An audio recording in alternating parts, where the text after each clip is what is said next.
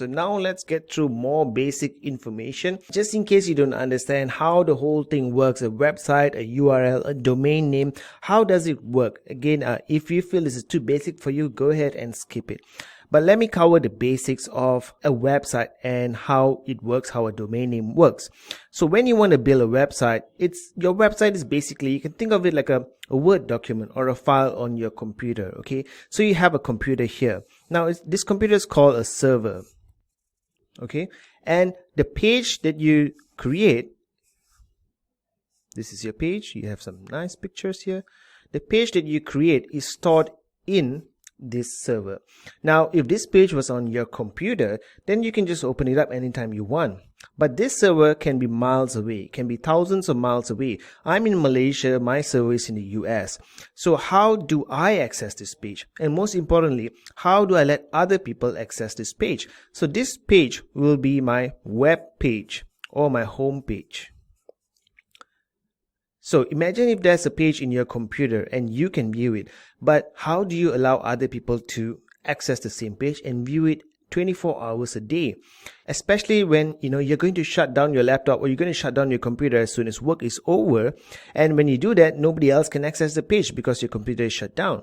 So that's why web hosting servers run 24/7 in dedicated server spaces with their own air conditioning, fireproofing and security system, etc. It runs 24 hours a day, but it's basically just like your desktop computer, but much more powerful with a huge disk space. So now you have your web page on your server. Okay, and a server has an IP address.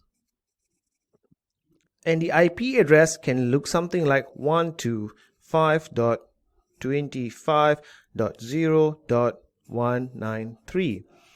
And this IP address is basically the location of the server, not a geographic location, okay, but in the network, in the computer network, okay, this is the IP address. IP addresses are unique, so no two server, no two computer will have the exact same IP address, okay.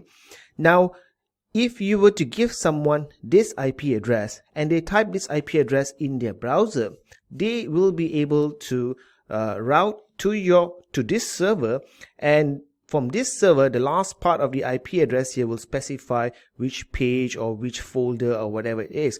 So when you give an IP address like this to someone and they type it in their browser, they will be able to view your web page as long as the server is online. But no one can remember weird numbers like this. So that's where you have a domain name. Okay, so you have your domain name, and this domain name can be something easy to remember. Okay, let's say our website Cradle.com. It's definitely much easier to remember than 125.25.0.193. So you can just give someone your domain name and say, hey, my domain name is Cradle.com.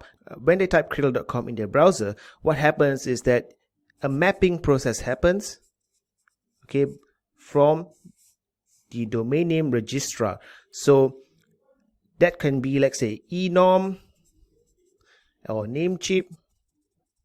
Okay, so the place where you registered your domain name, they will store this mapping information. So when someone types in Cradle.com, they will actually be going to the mapping server or the mapping information here called a DNS server. Okay, so this is called a DNS server, and it basically translates the words into the numbers and redirects your visitor to the server, and then they can view the web page. So what does all this mean? If you want to build a website, you cannot build a website on your desktop. It's called a local host website. Okay, you can build a website on your desktop. You can view your website anytime you want. And as long as your website is never shut down at all, you don't shut down your website. If it is your own server in your own office, it will have its own IP address. All computers have the IP address, and by giving someone access to this IP address with some modifications to your Wi-Fi network to allow access from outside, having a web page in your website is possible, and anyone can actually access your web page as long as I said, as long as your computer is never ever shut down. But of course that doesn't make sense. So that's why you need to get web hosting. You need to get You need to pay a company for access to their server in their own special server room with all the facilities and all the server stuff. And that server will never ever shut down, okay? Unless, of course, there's something wrong with the server. But it is meant to stay online forever and ever in a cold server room. Now, when you have a 24-hour availability of your server access, and then you can do your website, you can get your domain name, and that's how it all works. Okay, so let's recap. You have a domain name. A domain name is just some words here, and that domain name actually translates into numbers. The number is the location of the server, and the numbers, the IP address, is unique to every single computer in the world, and your web page is just a document in that computer. Now, when it's all linked up like this, it works beautifully. It looks like magic, and this is basically the basics of any type of website technology. It's a simplified version, of course, but this is how it works basically. So now let's move on to other videos.